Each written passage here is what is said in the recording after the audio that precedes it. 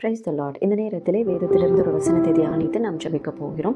யோவேல் 2ஆம் அதிகாரம் 26வது வசனத்தில் இறுதியாக சொல்லப்பட்டிருக்கிறது, என் ஜனங்கள் ஒருபோதும் வெட்கப்பட்டு போவதில்லை. இந்த நேரத்திலே தேவன் நம்மளிடத்தில் பேசி கொண்டிருப்பது, என் ஜனங்கள், என் பிள்ளைகள், எனக்கு கீழ்ப்படிந்தவர்களாக இருக்கிற பிள்ளைகள் ஒருபொழுதும் வெட்கப்பட்டு போக மாட்டார்கள் என்று சொல்கிறார். நாம் எந்த இடத்தில் கீழே விழுந்தோமோ, எந்த இடத்திலே தோற்று போனோமோ, எந்த இடத்தில் அவமானத்தை சந்தித்தோமோ, எந்த இடத்தில் பொருளாதாரத்தை இழந்தோமோ, அதே இடத்திலிருந்து கர்த்தர் நம்மை உயர்த்துவார் என்று இந்த நேரத்தில் நாம் விசுவாசிக்க வேண்டும். அப்படியாக ஜெபிப்போம்.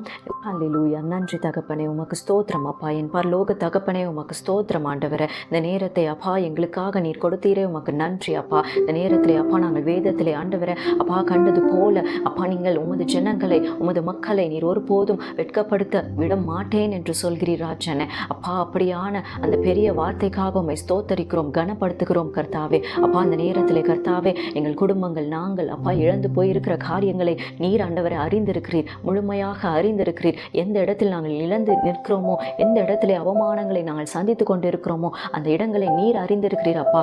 கர்த்தாவே நீர் அந்த இடத்திலே ஒரு உயர்வை சந்திக்க நீர் கிருபை தர வேண்டுமாக ஜெபிக்கிறேன். இன்னுமாக நம்பிக்கை தர வேண்டுமாக ஜெபிக்கிறேன் அப்பா. ஆழமான விசுவாசத்தை தர வேண்டுமாக ஜெபிக்கிறேன். இழந்து போய் இருக்கிற இடத்திலே நீர் இரட்டிப்பான சந்தோஷத்தை நீர் தரப்போவதற்காக ஸ்தோத்திரம் ஆண்டவரே. அப்பா நீர் இன்னுமா எங்களை நடத்த போவதற்காக நன்றி அப்பா. எங்கள் தேவைகளை சந்தித்து அப்பா தினசரி வாழ்க்கையிலே அப்பா நாங்கள் பொறுமையோடு நிதானத்தோடு ஒவ்வொரு நேரத்திலும் கர்த்தாவே உமது சித்தத்திற்காக காத்திருக்கிற அந்த நிதானத்தை, தாழ்மையான குணத்தை நீ தர வேண்டுமாக ஜெபிக்கிறேன் பிதாவே. நாங்கள் ஒருபோதும் வெட்கப்பட்டு போகாத படிக்க நீர் எங்களை நடத்தும்படிக்காய் ஜெபிக்கிறேன் பிதாவே. அப்பா நாங்கள் இழந்த காரியத்திற்கு ஒரு பதில் தரும்படிக்காய் ஜெபிக்கிறேன் அப்பா.